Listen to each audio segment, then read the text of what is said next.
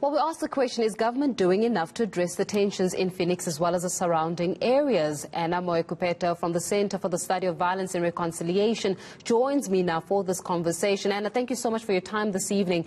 I mean, what has happened in Phoenix, I think that taking from one of the interviewees saying that unfortunately where there is no government present, when the elephants do fight, it's the grass that feels it the most. Was this a sign of a perfect storm, Anna, or was this a sign of perhaps racial tension brewing for maybe even a period of years that found its expressions through what we've witnessed in light of a protest that happened over the past few weeks as you observe the situation? Thank you, Faith. Indeed, what has happened in Phoenix is really is unfortunate, and our condolences to the families who are currently who have lost their loved ones through the current events. What we are seeing, Faith, happening in South Africa currently, and specifically in Phoenix, really points to the fact that we still have a lot to do when it comes to the reconciliation agenda in South Africa. We have dealt with the truth-seeking processes through the Truth and Reconciliation Commission, but what we are learning now with some of the violence that has been reported in the country is that reconciliation needed to be a separate, standalone agenda that had to be intentionally pursued from the highest level, the highest office in the land, from the presidency, from leadership of the country, to ensure that indeed we become a socially cohesive nation that actually is able to live alongside people of different races, people of different ethnic groups, for instance, and really ensuring that that social fabric that needs to be present and that social harmony that needs to be present for us to live alongside each other peacefully is maintained. And part of it really is some of the root causes, for instance, Faith. We cannot deal with issues of reconciliation without actually addressing the elephant in the room, the issues of structural inequality, the issues of poverty, the issues, for instance, that have remained undone over the past 27 years of South Africa's democracy. Democracy promised something, and we are experiencing deferred hope for the masses, the majority of South Africans who are still waiting for democracy to deliver, for instance, some of the development, some of the equality issues, ensuring again that everyone becomes part and parcel of development empowerment that is needed at various levels, be it political, socio-economic, and so forth. This is still outstanding, and you fit into that very same,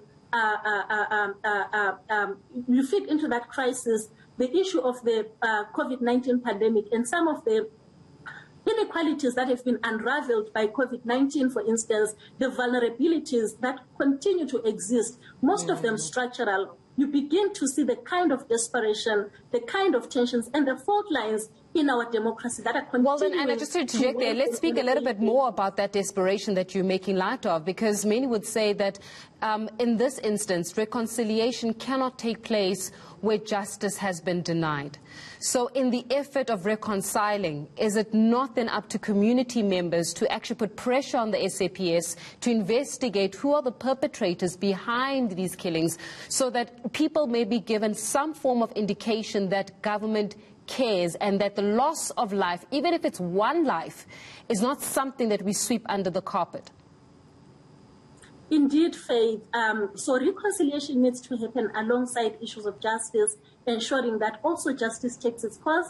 Those who have committed crimes, for instance, within our democracy are brought to book to answer to some of the, and are held accountable to some of the specific crimes that they would have committed. So justice indeed is important and needs to be a precursor to the reconciliation agenda that we are speaking about. So those who have committed crimes need to be brought to book, but at the same time, we need to dig deeper and not only leave the matters to the criminal justice system alone. We need to dig deeper into some of the root causes and address those, because when we don't address them and leave what has happened to the criminal justice system alone to deal with the issues, this is almost as us having bandaging a wound whilst the wound continues to fester underneath the bandage. So we really need to dig deeper and address some of these structural inequalities and the structural imbalances that continue to fuel and trigger the kind of violence that we continue to see. And the tensions like these that we have seen in Phoenix. Well then, Anna, how do you build trust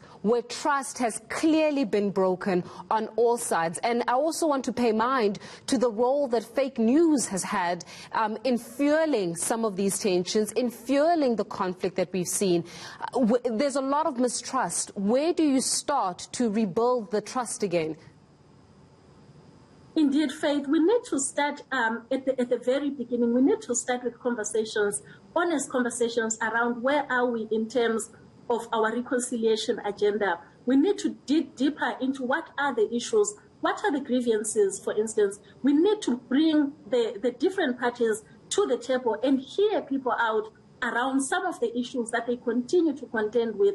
The dialogue, or a dialogue table is the first port of call in addressing or even starting a reconciliation agenda. So we really need to see mediators, leaders beginning to mediate, beginning to be present and visible in some of these conversations and calling the different parties to the table to talk about what it is that is happening and what are some of the tensions, some of the triggers, some of the root causes of these issues. When we begin to deal with these issues from that point of view, then we begin to have a course of action that takes us forward, where both sides, all parties are heard, and the grievances begin to be addressed, or people are pointed in the right direction, or there is a roadmap of how issues will be dealt with. And the feedback loop is also very important, Faith, where people are also informed on what the processes are, where the processes are at, and what will happen next, and how, for instance, these issues will be addressed. Unfortunately, this is hard work, but it really needs to be done. And the starting point is really beginning to hear people by the leaders, and the leaders taking charge in bringing the different parties, the different ethnic groups, the different races together in a dialogue, a national dialogue that starts us off in this conversation about reconciliation, what it means, what it should look like, and what needs to be done to achieve such an ambitious long-term agenda. Anna, we'll leave it there for this evening. Thank you so much for your insights. Annah Moyo-Kupeta from the Center for the Study of Violence and Reconciliation. While we've got lots of news ahead for you this evening on South Africa Tonight.